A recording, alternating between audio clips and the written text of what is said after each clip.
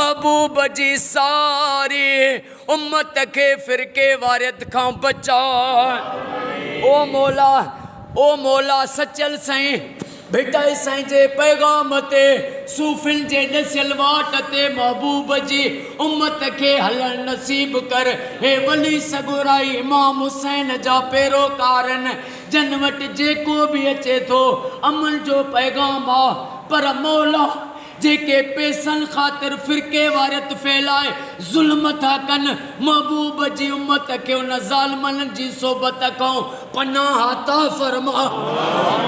ओला अल्लाह जे नसिल वाट ते हलन नसीब फरमा।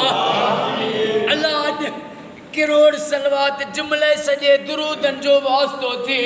अज एडो केड मुजाहिदन साईं जे मुझे दिलन जो जाज तमन्ना पूरी फरमा। साईं मियाँ साईं बियाँ साईं के मियाँ शेर मोहम्मद साईं के साईं जे सजे अहयाल के आबाद फरमा। असां जे जमात हिन जमात जे निगरान के अरबाब अली मेतलो के सेहत वडी हयाती अता फरमा। हर सुन्नी शिया मोमिन जे घर लख सलवातूं पढ़ियूं वञनि या दुआ कबूल फरमा।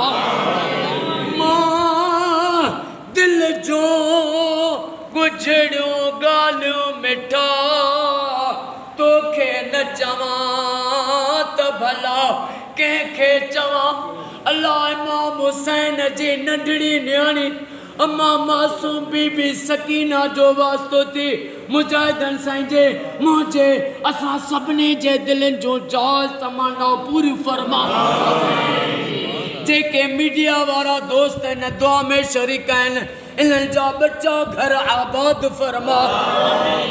ओ मौला महबूब जे हिन फसल बाग जो त्यारा खजीअ जो महबूब जे सदके खजी जे फसल के बागान के गंज अता कर।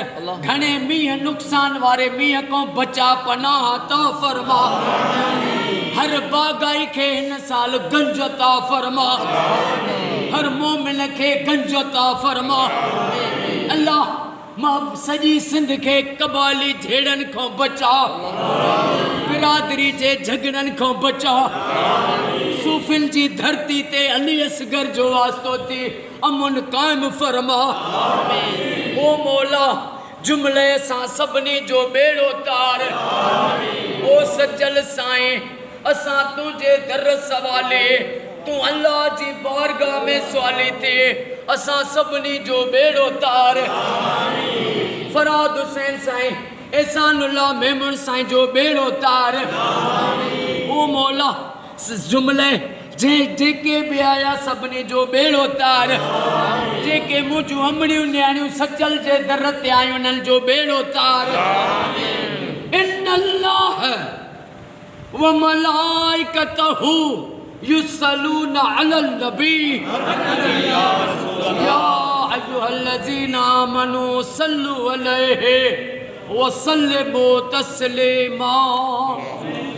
अल्लाहुम्मा सल्लि अला मुहम्मद व आले मुहम्मद। ला इलाहा इल्लल्लाह मुहम्मदुर रसूलुल्लाह। नारे हैदरी।